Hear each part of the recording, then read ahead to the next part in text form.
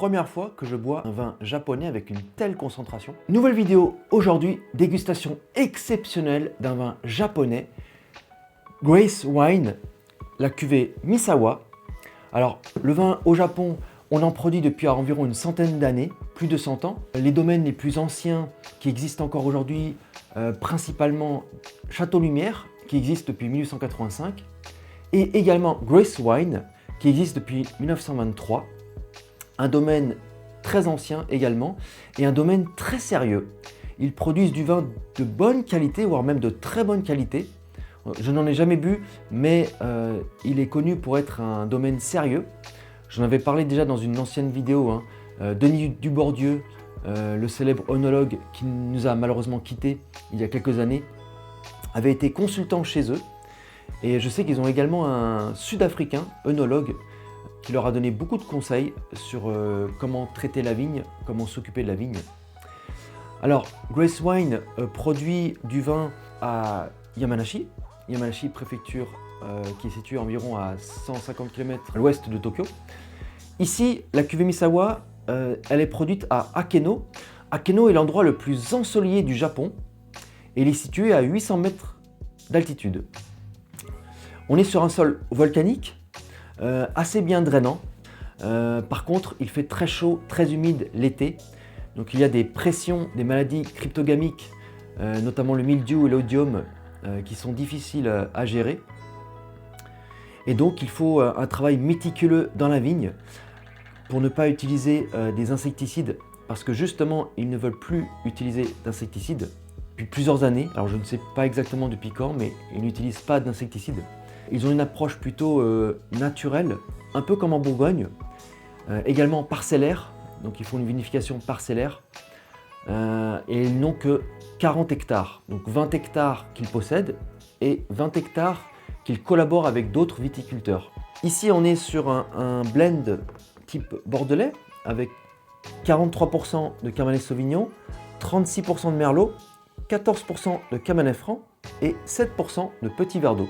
Donc on est vraiment sur un type bordelais. Donc ce sera intéressant de voir si on retrouve le vin de type bordelais en bouche et au nez. Grace Wine produit également du Koshu, donc le célèbre cépage blanc japonais. Et ils produisent également du vin rouge et principalement avec des cépages français comme ici. Mais ils n'ont à ma connaissance pas de pinot noir. Alors, la couleur, elle a une très belle couleur, hein.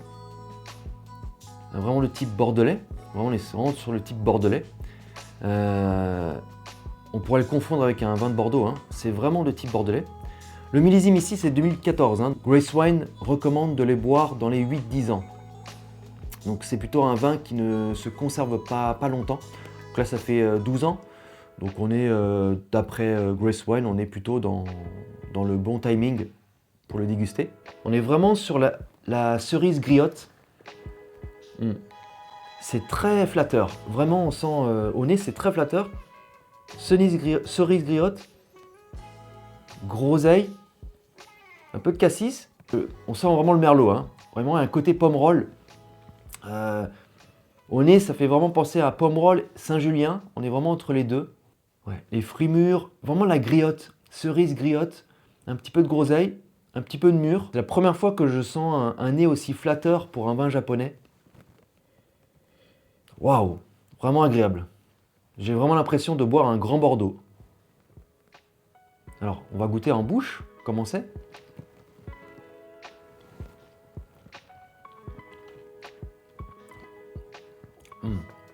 Alors en bouche, il y a une très bonne concentration.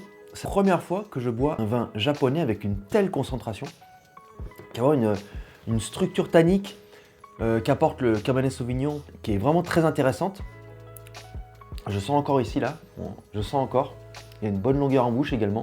Vraiment, on ressent bien la kirsch que j'avais ressentie au nez. On la sent bien en bouche. Vraiment, on sent la groseille, la cerise, le kirsch. C'est long. Il n'y a pas de notes boisées. Le bois est très discret. Pourtant, il y a un élevage de 18 mois en fût de chêne français en plus. Et ça reste très discret. Vraiment, ce qui est une bonne chose. un peu plus un peu de bois aurait été intéressant, mais je pense que ce vin aurait pu attendre encore ouais, 4-5 ans encore. Il y a vraiment une capacité encore de vieillissement pour moi qui est encore intéressante, hein. Alors j'ai ouvert la bouteille qui a une trentaine de minutes à peine, donc peut-être qu'il faut qu'il s'ouvre un peu plus, mais déjà au nez c'est très flatteur et en bouche c'est aussi bien concentré en arôme et en puissance. Ah c'est bon. Ah, on a les fruits pas encore très mûrs. On a un peu une framboise un peu acidulée, la groseille, un peu de mûr, un soupçon de myrtille en fin de bouche.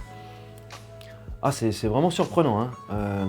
Pour moi, j'ai vraiment l'impression de boire un vin de Saint-Julien ou alors un petit peu un Pomerol également. Ah, c'est très bon, vraiment. Je pense que ça ira encore mieux avec de la nourriture, parce qu'on a une belle acidité. Mais seul comme ça, je pense que c'est un peu juste, même si pour moi, un grand vin, c'est un vin qui peut se boire seul. Mais avec la nourriture, avec un peu de viande, ça va, je pense, bien matcher. Donc ils produisent que 4300 bouteilles, en tout cas pour cette cuvée. D'où le prix, hein. Le prix, je l'ai payé 9300 yens environ, ce qui correspond environ à 45 €, ce qui est un peu cher pour un vin japonais. Mais ça explique, voilà, le prix explique la rareté, puisque 4300 bouteilles, ce n'est vraiment pas beaucoup.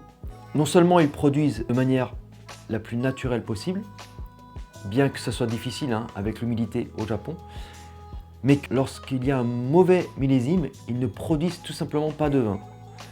Donc c'est un peu comme Petrus. Je sais que Petrus en 1991, ils n'ont produit aucune bouteille parce qu'ils n'étaient pas satisfaits de la qualité du millésime. Eux, c'est la même chose. Donc j'aime beaucoup cette philosophie. Là, il commence à s'ouvrir et on sent un peu plus les fruits rouges. Non, vraiment, c'est très bon. Mais je pense que je mettrais une note de 90 points. 90 points parce qu'il y a de la matière, il y a beaucoup de fruits. C'est très agréable, c'est facile à boire. Il y a quand même une colonne vertébrale qui apporte de la structure. Donc, ce n'est pas trop léger. Vraiment, c'est la première fois que je bois un vin avec une belle structure en bouche, avec une bonne matière. Donc ça, et puis avec un nez flatteur. Sur les fruits rouges, la groseille, la cerise, le kirsch. Donc ça mérite bien 90 points. Si vous avez déjà bu du vin de Grace Wine, n'hésitez pas à me le faire savoir en commentaire. Moi, je vous remercie d'avoir regardé cette vidéo et je vous dis à bientôt pour une prochaine vidéo.